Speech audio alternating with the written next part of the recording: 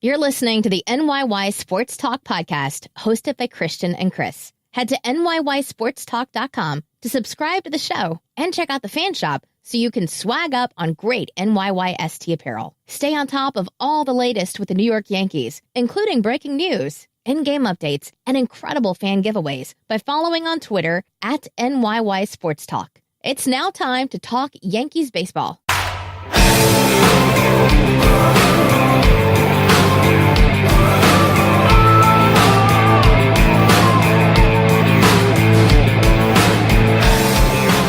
Welcome back. This is episode 81 of the NYY Sports Talk Podcast. I'm your host, Christian, and I'm joined by my co-host, Chris. You? And I'm surprised he's here because there's a big NFL game on tonight. Stat Guy Rye. I'm here. What's up, Stat Guy Rye? Not much, man. Stat Guy Rye's waiting. It's about 15 minutes to kick off here. Steelers and the Carolina Panthers. Are you going to bounce after the 15 minutes are up? Right. Once the ball's kicked off, I'm leaving. So, Chris, how you doing today, pal? I'm pretty good, man. I can't complain. Peel back the curtain here. Chris was very, very upset before we started recording today because I called him George. George who?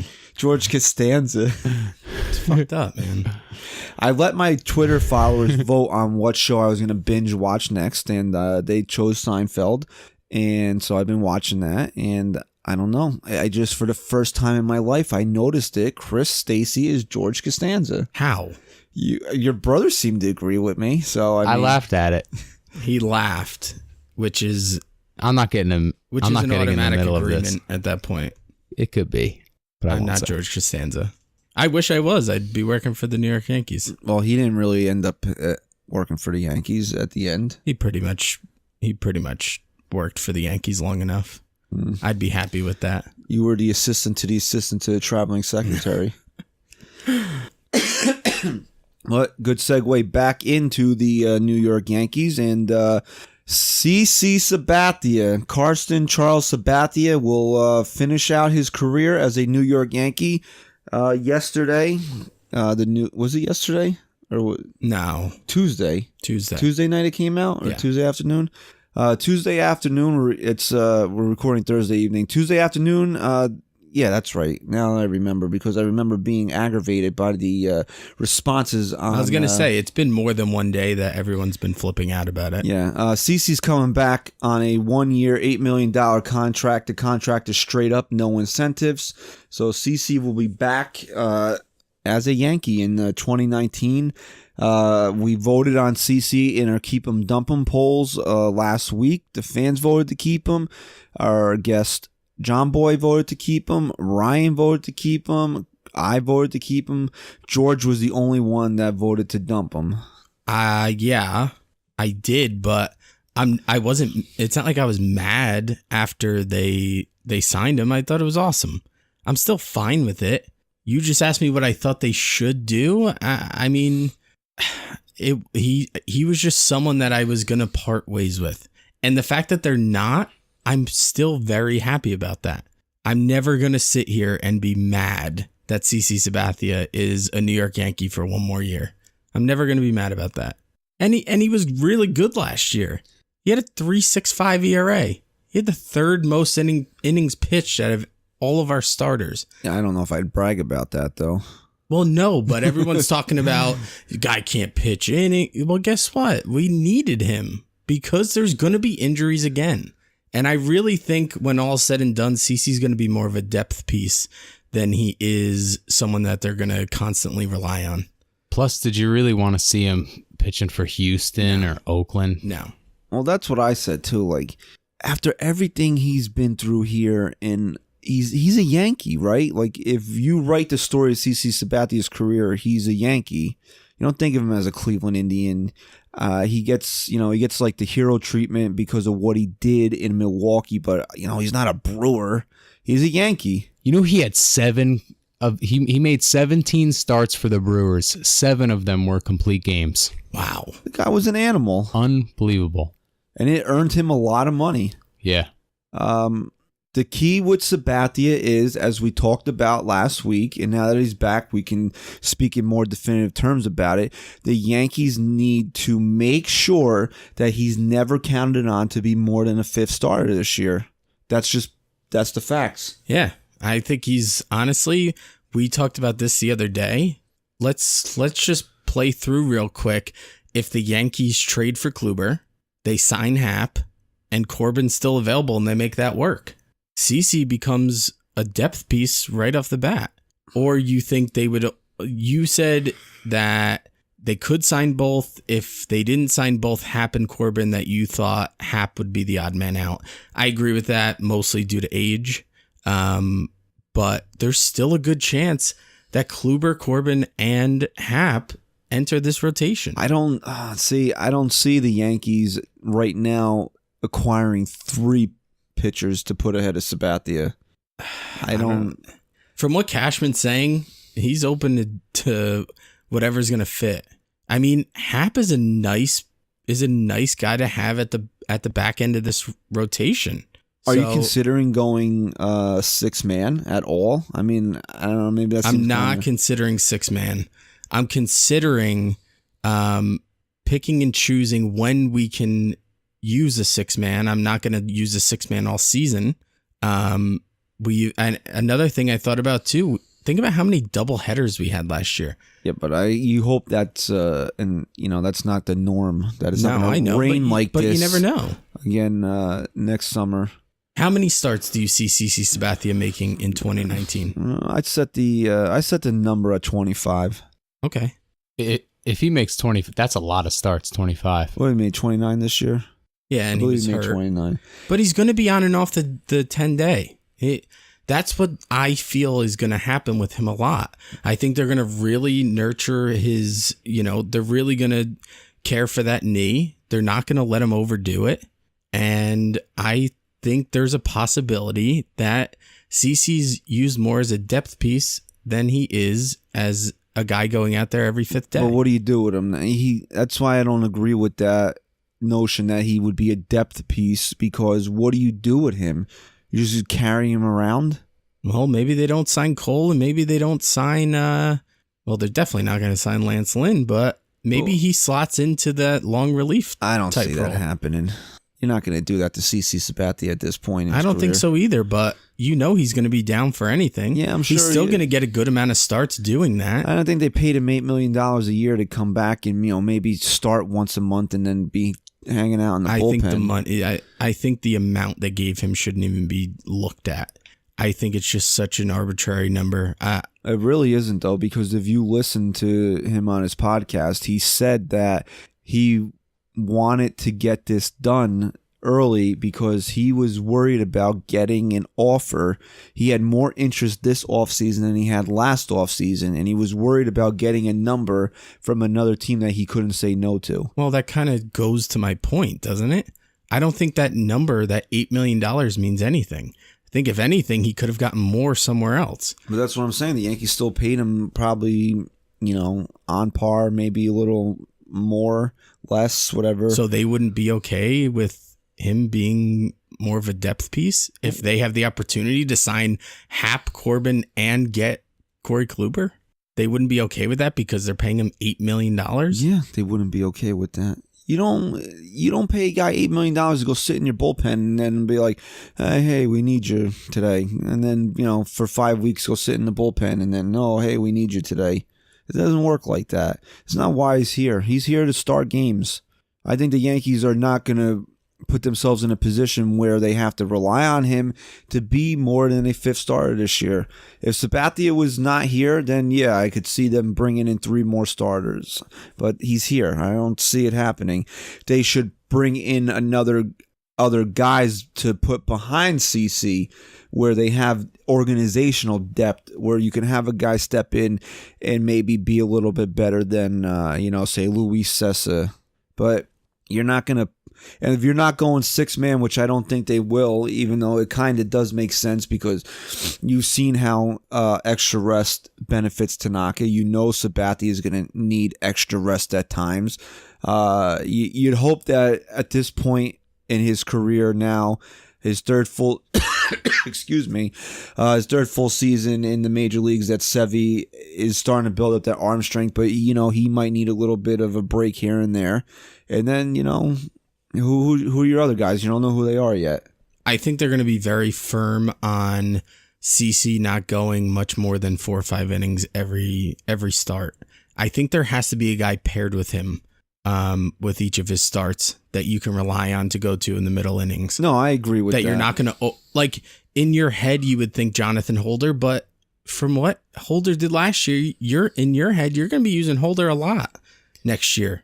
I think they need a guy that they can rely on to piggyback off of CC Sabathia. Yeah, I agree. I think CC, they should have a caddy with him, but I wouldn't just limit him to 4 or 5 innings. If he's, through 4 innings, he's given up 1 run on 2 hits and he's, thrown 48 pitches, I'm not taking him out of the game. I'm going to ride him, until it falls off. It's his last season. What are you saving him for? He's giving it all he's got. What are you now. saving the guy for? What is your ideal championship caliber rotation for 2019? I mean, I think I was pretty, excuse me, still got this friggin' cough going on over here. I wrote an article on NYYSportstalk.com earlier this week where I put together my Christmas list that I want Cashman to go out there and get. And, I had 3 stars on there, Kluber, Happ, and Corbin. And that was before CC came along. And now I don't see 3 guys coming in here. I see 2 guys coming in here. And I would probably, the odd man out there would be J. Happ. So in your mind at the time when you wrote the article, would you have been happier if CC wasn't re-signed and they did go out and get those 3 guys? I wouldn't say happier because I still would have been upset that CC wouldn't be able to finish his career as a Yankee. But for the team, what makes the team better, those 3 guys you would have to say are better than removing one of them and inserting CC there, wouldn't you? Yeah, I think J. Happ would be a better 5 starter considered than CC. Well, that's kind of what I'm getting at now. To my point is, don't you think Cashman's kind of thinking the same thing right now? And if the opportunity presents itself for him to still sign Corbin and Happ and get Kluber, that he's not going to do it? No, yeah, I don't know. It depends because Happ's going to have a lot of suitors and he's older. So, I mean, what are you going to really give him, 2 or 3 years? I think the signing of CC spells the end of J. Happ. Yeah, that's why I said he's the odd man out because I still think Corbin... Everybody you listen to, they all say the same thing, and I agree with it 100%. It just makes too much sense not for it to happen. It's almost like other teams aren't even interested in talking to Patrick Corbin because it's like almost like a foregone conclusion that he's coming to the Yankees. And Happ, the market out there for Happ is too strong for a guy his age, I think. So he's just not going to be worth the money that he's going to demand at this point if you just signed CC, who again had a 3.65 ERA in 2018. We're not talking about a guy who had a 5 or even a 4+ ERA and didn't do shit for this team last year. This guy was good. He was good. It all comes down to what the Yankees are going to do to get that other starter. I think we're all in agreement that Patrick Corbin's coming to the Yankees. I would be shocked if he wasn't a Yankee. I'm to a point now where I'm going to be shocked if Kluber's not a Yankee. Well, before we get to that, how did they get their other starter? Is Brian Cashman making a trade to get the other guy? Or is he going to bring in J. Happ and then you sign Happ, Corbin, Sabathia? That's how you round out your rotation. Or is he going Corbin trade? Because if you go trade, who are you giving up in a trade? Because then that changes things because now, you're probably trading Sheffield in that trade, which means that he can't be in your rotation next season. Right. How many years does Kluber have on his contract? He's under team control for 2 more seasons. 2 more? 3. 3 more. Okay. I mean, I don't need Sheffield anymore. Yeah, but you would have needed him to replace Sabathia. Do you go out next year and you find someone? That's what I'm saying. Now you're trading your top pitching prospect to bring in, a guy that you expect to be ace level. I mean, he's pitched like one. He is, 33? 32. I'm not concerned about his age. Yeah, because he started a little bit later on. he doesn't have as much mileage on his arm as you would think a guy that is 32 would have on his arm. He only became an elite pitcher over the last, 3-4 years? We never talked about Corey Kluber before the last, several years. 4 or 5 years. Well, he's had this is his 5th consecutive season where he's pitched over 200 innings. Wow. But I'd say before a few years ago, he wasn't considered an elite guy. Would you? I would say you probably started hearing Corey Kluber's name in 2016 a lot more than you did beforehand. Well, who was a big part of why Kluber found his success? Who does he credit a big help? Mickey Callaway. Really? Coach for the Mets. He helped develop his sinker. Really? Yep. I didn't know that. Yeah. Corey Kluber, his rookie season is, I guess you would consider it 2012. He had a 5.14 ERA, and then since then, his highest ERA was 3.85, which was in 2013. 2.44, 3.49, 3.14, 2.25, and this past season 2.89. So once he got into the swing of things, and then 2014 on, he's made at least 29 starts in every season. He's he's pitched at least 200 innings in every season. So the guy's what you want. He's what you want in an ace. And here's the other thing about Corey Kluber that people don't get through their heads, because especially Yankee fans, because they saw Kluber not pitch well in the playoffs last year. Corey Kluber can't pitch well in the postseason. Yeah, he can, because if you look at his game logs from when they went to the World Series in 2016, he led them there, didn't he? He was a friggin' stud. He didn't pitch well in Game 7 of the World Series, which, you know what, you want to give him a pass. It was on short rest. The weather was bad, whatever. Okay, fine. And then 2017, people say, well, you take the mound, you got to be better. But if the guy's hurt, he's not going to pitch as well as he could being fully healthy. And it's not like he got rocked in Game 5. Didi Kid had a couple home runs off of him. So, if that's a game where you're not facing elimination, maybe you leave him in a little bit longer. He only gave up, 3 runs in that game? Correct. He was the reason they lost, though. Yeah, but it wasn't like he got destroyed. But if those reports were true that his back was banged up, then that's totally a valid excuse. The only thing that you can really hang on him was that he didn't pitch well against Houston in the postseason this year. So really, one bad postseason start, and you don't want the guy now. And it was really like one bad inning against Houston, because I can't think of who he faced off against him. I think it was Verlander.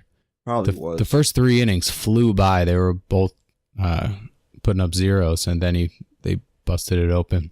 But I think the plan, it's got to be trying to trade for an ace, Kluber or Bumgarner, maybe, get Madison in here. And in 2016, when he really was dominant up until Game 7 of the World Series, where he was going on short rest, I believe. I kind of remember that being the first time he ever went on 3 days rest. He only had 3 days rest, and he went 4 innings that night and gave up 4 earned runs. Since then, he's thrown 2 2/3, 3 2/3, 4 2/3. So maybe next year he'll throw 5 2/3. That's the only thing that concerns me. But Christian made a great point when he was on Munch earlier this week, that what Kluber truly brings to this team is giving them such help for the regular season, which they need to win the division if they want to make a serious run. And that's really what you're getting if you add Corey Kluber. I think that the Yankees, I don't want to say lost sight, because obviously they always want to win the division, but I think maybe it was brought to light a little bit more this year that it is that's the first step. That's the first goal. I think it was Joe Torre that always used to say, look, you have different milestones. The first goal is to win the division. The second, to win the ALDS, so on and so forth, up into the World Series. The Yankees' path can't be the wild card in 2019. I just can't. No. They need to win this division. They need to start a division series at Yankee Stadium. First game right at Yankee Stadium. Yeah, and how's who's going to help you do that? Corey Kluber. And guys like Corbin or Happ. But that's what people are so fixated on these small sample sizes. The Yankees need somebody that they can depend on to go out there and make 30 starts every year. This guy pitches to a sub-3 ERA almost every season. You don't want to put him in your rotation? Of course I do. Now the question is, what's it going to cost to get him here? Sheffield. Obviously. Andujar. See, maybe not Andujar, though. They don't really need a third baseman. It might not be Andujar. I think it's going to be Florial. I think if they're any bit hopeful that Frazier can be healthy, he could be packaged in that deal. I think it's going to be Sheffield. Who else? Who else could you possibly throw in that deal? I read something today that maybe Florial, Sheffield, Loizaga, Adams, that's... Loizaga is a nice piece. He actually is a really nice piece. That's something that could get the conversation started. I do think, though, that the Indians are looking for a second baseman. They could end up moving Ramirez to second and plugging in Andujar. I really think they're going to have to get Andujar to give up Kluber. I would be surprised if they didn't. How do you trade Corey Kluber and not get a guy like Andujar back? I would need Andujar and Sheffield at least. Yeah, but you're not getting Florial in the deal then. You can have Andujar. I might ask Sheffield. for him though. Well, you can ask. Yeah, I know. It's Corey Kluber. All right, but here's really what it comes down to. If Corey Kluber, I still don't think Corey Kluber is getting traded. I was on with our buddy Munch in Cleveland on Fox Sports 1350 yesterday, and we talked about this. The Indians have a cakewalk into the playoffs, at least for the next 2 seasons. At least. They don't need Corey Kluber to win this division. But why wouldn't you keep him and try to win a World Series? Because something's not working. Something's not working. The way they have their team built isn't working. And they are ready to break it down. But like I said, they're kind of doing it the Yankee way. They know right now is the time to do it because their division is so poor. They're still going to be a competitive team. They're still going to make the postseason. And they're still going to fill people in the seats. See, we disagreed about this earlier. It's not the same thing as the Yankees. Because the Yankees had to rebuild that team. They were dead, old, and tired. So were the Indians. It's not the same. If the Indians were they're not old, but if the Indians were in a competitive division, they wouldn't even have sniffed the postseason. You don't know that. Come on, man. Why? Because how many games did they win? Yeah, exactly. 88? Yeah, why? Did it matter? How do you know what they would have done if they were pushed? Come on, you're telling me it doesn't matter how many games you win? In that division, it doesn't. How many games do you think they would have won if they were pushed last year? I'm sorry, did Boston winning all those games, didn't that give them home field advantage no matter who they were playing, or that's not important anymore? Ryan, can you explain something? Can you help me get this point across here? But it shouldn't be about who's pushing what. You should go out there, and if you're a good team, you dominate everyone. But it doesn't work like that. But it should. If they were getting challenged, so then maybe they have bad players right now that don't have the right mindset. I think what it comes down to is they're deciding to retool because they realize they don't need all these valuable pieces to win the division. So instead, they're going to trade these guys, get younger pieces to continue winning the division when teams like the Royals and the White Sox grow up. Yeah, but in the meantime, you could win a World Series. But now, if you trade Corey Kluber, you're not winning a World Series.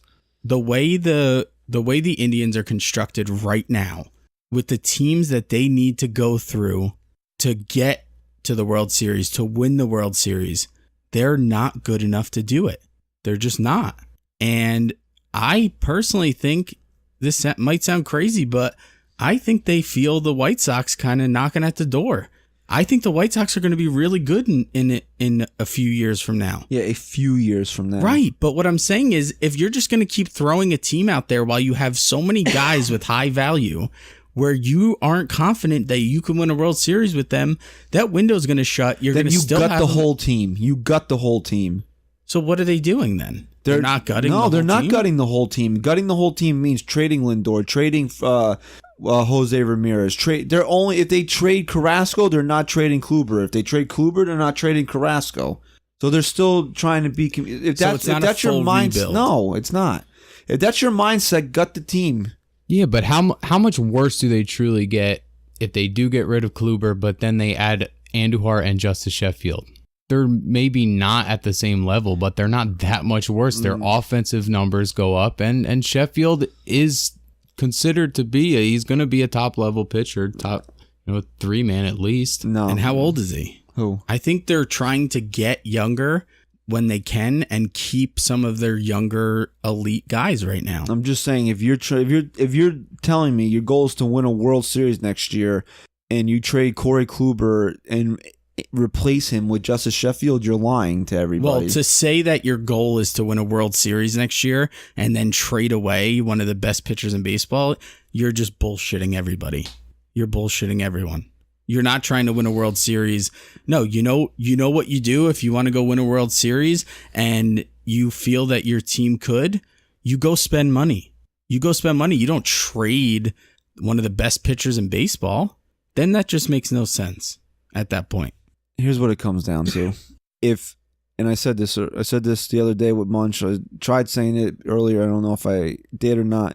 I still don't see Corey Kluber getting traded. But if he is, and he is not a New York Yankee, I'm going to lose my mind. Because this is the type of move that Brian Cashman cannot let escape him. No. Now, if they're being stubborn pricks and they're like, Glaber and Andujar, or we're not talking to you, then you know what? Fuck you then. Right. Obviously, we're not making the deal. But I don't think if Cleveland's getting to that point where they're putting Corey Kluber on the block, they're going to be like that. So you got to do what it takes to get that deal done at that point. You empty your farm system. I'm sorry, you do. Because 2019, right? It hasn't always been about this year. And what's the one thing that we're missing? This team is really missing. You need somebody to go in between Severino and Tanaka. This is the guy. I don't care that he's 32 years old. He's still under contract for another 3 years. Like I said, the miles on his arm aren't that bad. You got to take your shot here with Corey Kluber if he's going to become available. You can't get outbid by another team. No, we said it the other day. 2019 has been the year that's been etched in my mind for 3 years now. 2019. This is it. If a guy like this is truly available, and to your point, I think the Indians are going to ask for the world, but I think at the end of the day, if he's truly going to be traded, that they're going to make a reasonable deal that Cashman will be comfortable with to get him here. I really believe that. I mean, if you're going to trade Sheffield and NYYST and give up either Florial or Andujar, that's something that you got to take a look at there, because we've seen the type of stuff that Johnny Lasagna has. If he learns how to pitch, he's gonna be really good. Yeah, but I don't know if I'm okay with giving up Andujar and Sheffield. Well, you have to be. This guy is a bona fide ace, Chris. And this is the guy we need here. And another top level prospect. You know what? Screw it. I'm not concerned about prospects in 2019. I'm not either, but Andujar's not a prospect anymore. Yeah, well, you know what? If you're going to trade Miguel Andujar, you better get Manny Machado's agent on the phone. Well, we said it from the beginning. We thought Andujar, ever since the season kind of came to fruition for the Yankees this year, with each game, we saw Andujar more and more as trade bait. Somebody brought this up on the Fan the other day when talking about who the Yankees value more, Gleyber Torres or Miguel Andujar. In the final game of the year, a game the Yankees had to win to stay alive, where was Miguel Andujar? On the bench. Why was that? Because of his defense. Yeah, guess what? That's a big telltale sign for me right there. If that guy is such a big part of your plans, he's on the field. A guy who hit 300 for us, pretty much. What, 299 he ended the season? 297, I think. I mean, it said a lot. It said a lot. And if you can, I don't want to see Miguel Andujar go, but he's obviously your move. He's going to be your move. I think he's the centerpiece. He's the only guy, of course, that the Indians will trade, because they aren't rebuilding. The idea is that they're retooling, right? I guess that's a better word. Is that the word? Yeah, I think that was what they were saying in the story. So you would want an MLB ready guy, and Miguel Andujar has proven himself. I ran a poll on Twitter and I said, if the Yankees had to trade one of these two players to get an ace back, who would you prefer they trade it? And it was overwhelming. 77% said they would rather trade Miguel Andujar. Yeah, because we saw his flaws, and I just think regardless of what Torres did this year, and the guy had a great rookie year, regardless, you can just see the talent that he's going to be. You see his potential. Whereas Andujar, yeah, he's a great hitter, but I need someone at That's third what he is. base. He's a great hitter. I need someone at third base. On a team where we have our DH locked up for the next 10 years, I need a guy at third base where I'm not holding my breath every time the ball is hit to him. Irregardless of what Didi's future is with this team, Gleyber Torres is the future shortstop of the New York Yankees, And he's a phenomenal shortstop. So, and right there, that's more valuable than a third baseman. absolutely. All right, last thing we're going to get to here on episode 81 of the NYY Sports Talk podcast is El Dinero, and more specifically, how much of it the Yankees are going to spend in the offseason. Chris and I had a team meeting the other day where we decided that we weren't going to rip the fans as much going forward, but I'm going to throw that meeting out the window because I really don't care at this point, because some of the fans need to be ripped. This idea that the signings of CC Sabathia and Brett Gardner somehow mean that the Yankees are being cheap and they're not going to try to improve the ball club? It's ridiculous. If you're that clouded, you're either 9 years old and just trolling. No, some of them are grown-ass men. First of all, it's a timeline thing, right? They had to make a decision on Gardner. Yes, they did. They had to make that decision. It wasn't because it was a top priority. It was because they were either going to do it or they weren't. It was either shit or get off the pot. And they made the move because... Well, they could have declined the option, went through the winter meetings, and then circled back to it. But you're not going to do that to Brett Gardner. But they didn't want to do that to Brett Gardner. Exactly. Gardner's a guy that you're either going to do something or you're not. Oh, kickoff. Ryan, you got to go? See you guys. You're just either going to do something or you're not. Plus, maybe Gardner ends up getting a better deal, talking to other teams, and then it drives up the price if the Yankees wanted to keep him. But here's my point, right? Are you that thick-headed and short-sighted that you have to overreact to this as it happens? It's, what is it? No, what is today? Today's November 8th. These things happened, 3-4 days ago? What do you think Brian Cashman is doing? Do you think he's actually done building this team right now? Do you know what the Yankees do with, what did it end up being total? They ended up paying Gardner $15 million combined or whatever it is. Right. Do you know what the Yankees do with that money? They wipe their ass with it. This was not... No, I wouldn't say they wiped their ass this with wasn't $15 This wasn't a move that handcuffed the New York Yankees in this offseason by any means. And like we talked about last week, this team was going into 2019 with 2 starting pitchers that we were sure of. 2. You can assume all you want that Kluber, Corbin, Happ, any of those guys are going to be Yankees, but they're not. They are not right now. So to lock up a guy who has more heart than anyone else I've ever seen, and a guy who's a veteran leader, and a guy who had a 3.65 ERA the year before, to be mad about that is just mind-blowing to me.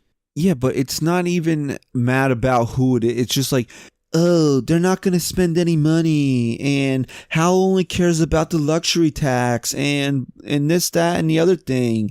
All right, here's my point about the luxury tax, right? And then people, there's people out there that actually research, like, if you spend, the luxury tax threshold is $206 million this year. If you spend up to $220 million, you only get taxed at this rate. If you buy whatever, who cares? And then what is cheap about spending $206 million on a payroll? What's cheap about Nothing. that? You can't win with a $206 million payroll? Yes, you can. That's what I'm saying. if Hal doesn't want to go over the luxury tax but still spends up to the luxury tax, how's that being cheap? And here's something else too. Someone said this to me the other day. They said this veteran clubhouse shit isn't real. That's not how it works. I will correct you and say, yes, it is how it works. And in Cashman's mind, in the Steinbrenner's mind, this is their year. This is the year they are going to win the World Series. And you don't want to do that without guys like Gardner and CeCe in this clubhouse, surrounding this team, leading this team. Guys who have been there before, guys who have done this before. You can downplay it all you want, but Cashman saw the opportunity to sign these guys for one more year at a cheap price. He's going to do it because this is his year and he doesn't want to do it without them in the clubhouse. He doesn't know if he can do it without them in this clubhouse. So what's the risk? Seriously, what is the risk? If we're talking on opening day and CeCe is your fourth best starter and Brett Gardner is your starting left fielder, then you can flip all you want. And I will sit here and tell you that I'm listening and I agree. But that's not going to happen. No, it seems the idea would be that Gardner would be your fourth outfielder off the bench and CeCe would be your fifth starter in the rotation. Part of me thinks that Gardner is here because they have hopes for Clint Frazier this year. I was thinking the same thing because I'm going through everyone. And if they're that adamant that they're not going to sign Bryce Harper, if that's legit, where do you turn for left field? And then you start piecing together this lineup, man. There's no lefties. There's no one. No, Didi's hurt. Bird sucks. You gotta get Daniel Murphy. Hicks is the only. Get Daniel Murphy. You have to do it. Told you Marwin Gonzalez is the guy. That's I don't really like his numbers though. I don't care what you like and what you don't like. But he's not that good. Okay. If you're telling me that, yeah, but you like him more for the fact that he's a super utility guy. And what did he? I spelled it out the other day. How many extra base hits he's had in the last 2 years? It's a 25 home run, 25 double guy. And how many RBIs? I don't know. What did he have? 160 in the last 2 years? And his batting average was 255. So we want another 255 hitter on this team? No, when you're telling me we can get Daniel Murphy? Who is Daniel Murphy? Are you kidding me? Look at his numbers. Oh, come on, bro. The guy he can't field a position to save his life. Could put Michael Brantley out there and left. Another guy that I'm not crazy over. He's a good contact hitter. If you're not going to sign Harper, you better be getting Machado. If we didn't have a DH and you wanted to bring in Daniel Murphy, I'd be okay with it. But the guy sucks as a defender. I'm sorry, he does. He sucked when he was a good defender. But the Yankees can get away with it. No, for you his can't. Bat. No, we need better bats. We need guys. I'm not disagreeing that his bat wouldn't help, but you can't. Where are you going to play him? Second base? The guy's atrocious.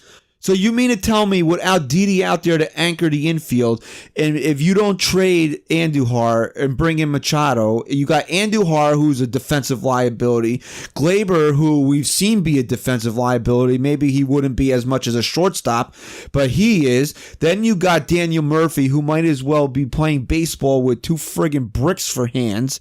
And then Luke Voit, who basically is like Paul Bunyan out there. That's a defensive infield. That's an infield you're going to win the World Series with?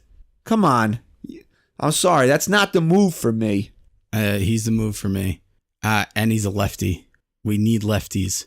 I'm not saying that his bat wouldn't play here. I think his bat would play here. But we have Stan to play DH almost every day.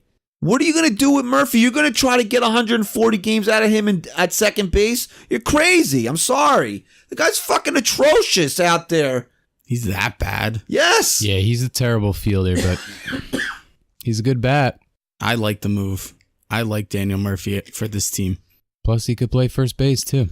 Oh, my God. If he's playing first base this year, what a train wreck the Yankees' first base situation would have been. Well, Voit, you got to hope Voit comes out and he keeps stroking at this point. They're desperate for good offensive position, good offensive first baseman. They really are. I'm sorry. Daniel Murphy. You guys want to play Daniel Murphy at second base this year? You want to win the World Series and tell me Daniel Murphy's going to be your second baseman? I don't see why it's that laughable. I just told you why. Well, don't forget Murphy carried the Mets. He was a big part of them getting to the World Series. That was 4 years ago. With his defense, he was the reason they lost. It was 4 years ago, and he's been gotten a lot worse since then. He's also been injured a lot more. I'm sorry. If you wanted to tell me that the Yankees needed a DH, you wanted to bring in Murphy as a lefty bat in here, yeah, I'd say do it. Let's go for it. But come on. I think his offense overpowers his defense. What is he going to do? He's going to hit 50 home runs? It's the only way I'm going to look past his defense. But he's a good situational hitter, something the Yankees are desperately lacking. He's not that good of a situational hitter. He's a really good hitter. He's not that good where you're going to live with his defense at this point. I'm telling you, it's the totality of the infield. If he was your weak link in the infield, I'd be like, okay, fine, you know what, you can live with it. But you don't have a Gold Glove first baseman. You don't have a Gold Glove shortstop. You don't have a Gold Glove third baseman. You have all question marks, borderline bad defensive players at these positions. You can't add Murphy to that. You can't do it. I'm just looking up how many errors he had.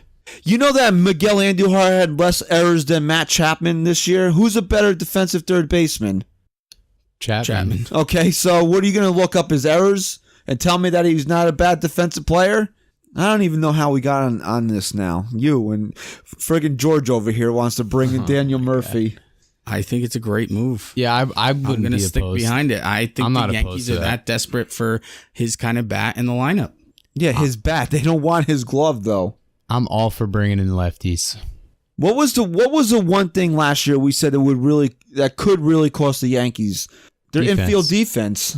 Yeah, definitely. He doesn't make. And your best defensive short infielder is not even going to play half the year. How many errors do you think he had? I don't even care because I know he was injured a lot last year, so it's going to be skewed there too. 17. He played 81 games. How many errors did he make? 9? 6. Well, whoop-de-doo. Are you telling me for Juju? 6 errors? For 6 errors, you wouldn't take his bat in this lineup? Again, first of all, he played 81 games. How many errors is he making if he plays 140 12. games?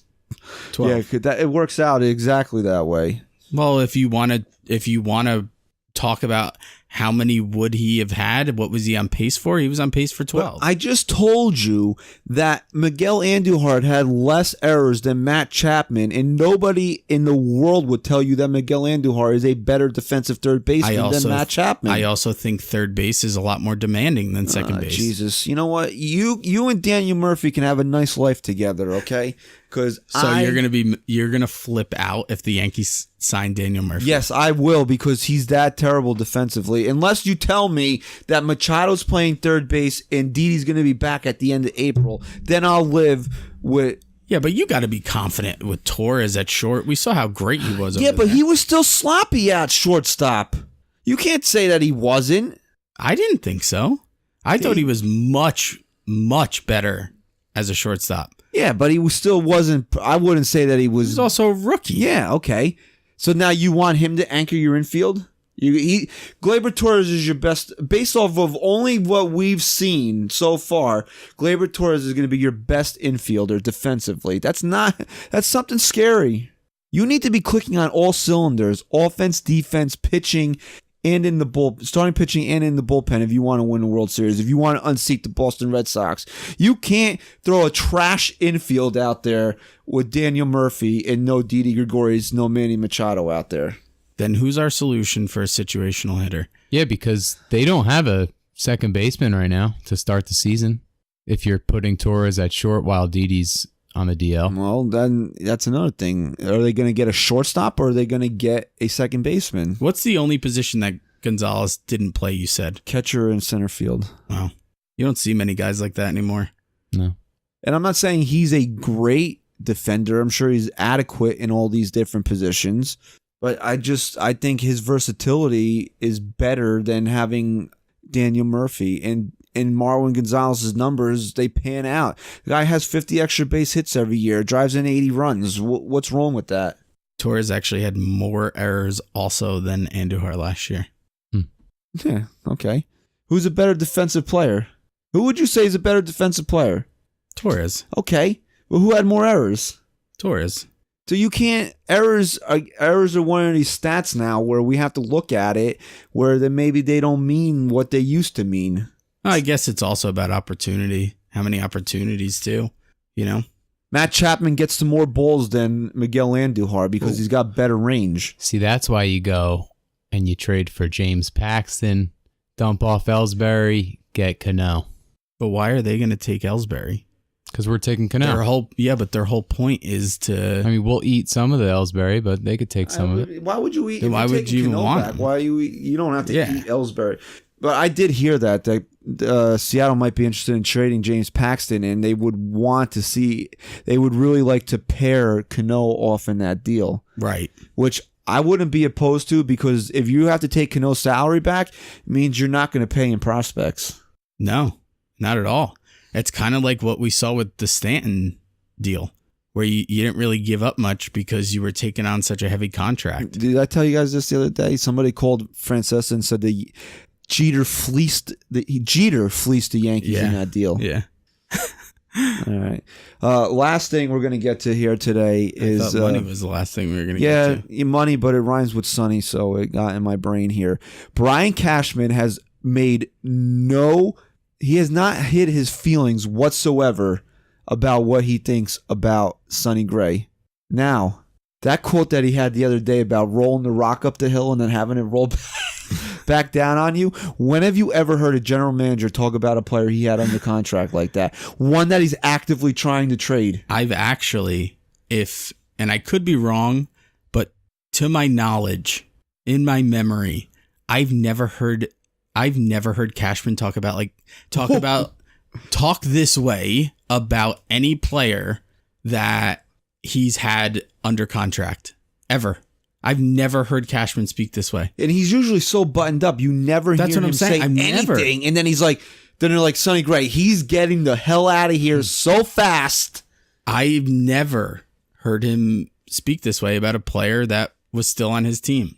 A couple names came out today. That's bringing up Sonny here. Maybe Texas for Jerks and Profar, which would solve your infield issues. And he's gonna hit more home runs in Yankee Stadium too. And he's a switch hitter. So. And then another guy, and this is a name that we've been saying. This is a team that we've been saying for a very long time. You heard it on the NYY Sports Talk podcast. Was the Milwaukee Brewers, and that maybe Travis Shaw could be a return for the Yankees, who's hit over 60 home runs in the last 2 seasons. And again, how many more will he hit in Yankee Stadium? Who is a lefty hitter? Right. They'd have to give up a few extra pieces, don't you think? Would they? For Shaw? You think third base? Is he a third baseman? He's primarily third, but I think he also first plays a lot of second now. You'd have to give up a lot more, maybe not a lot more, but you definitely have to give up more than Sonny Gray to get Travis Shaw. I'd sweeten the pot for that. Why not? He played third, first, and second. There you go. It solves a lot. I of would your definitely issue. take Travis. That solves Travis a lot Shaw. of your problems right there. Yeah. I wasn't expecting Texas to jump in on Sonny Gray. Really? You see them ready to compete next year? I don't see them ready to necessarily compete, but I think he'd be a good pitcher for them. It's a hitter's ballpark, no? Yeah, it is. Ugh. Yeah, but it's also the Texas Rangers. Yeah, but I'm saying with Sonny Gray, Sonny Gray only has 1 year of control left, so you would figure he'd go to a team that had playoff aspirations where he could contribute to a playoff run. Why he makes so much sense in Milwaukee. Yeah. And I thought the other team that made them a lot of sense for him was the Atlanta Braves, but apparently they're not. Maybe they're not so hot. Well, unfortunately for Milwaukee, they had such a good team, but when it all came down to it, they just couldn't sustain that type of success, throwing all those guys out there all the time. They could use a guy like Gray. Wade Miley was starting for them in the NLCS. Wade Miley. Didn't he throw like 1 inning or like one pitch? It was strategy, though. Apparently, they were doing it on purpose. When they gave him the ball, would he throw like a 6-inning shutout in one of those games? Yeah, Wade Miley. Yep. He was so bad that Baltimore couldn't wait to get rid of him. Yep. You mean to tell me Sonny Gray's not an upgrade over that? No, he definitely is. All right, so this was more of our like around the horn hot stove pod here. We're gonna be back for episode 82, which we will do the infield keep 'em or dump 'ems. So that will be coming out. But this was episode 81. Ryan's gonna guess who wore 81 for New York Yankees. Nobody. That is correct. Got it. So thank you for listening to episode 81 of the NYY Sports Talk podcast. Please go to iTunes and subscribe and rate this podcast. If you are a fan, please do that for us. It was greatly appreciated. Yes, thank you for listening. And Stat Guy Rye, what do you got to say, pal? Go Yanks. Christopher! I kinda like you. Say goodbye.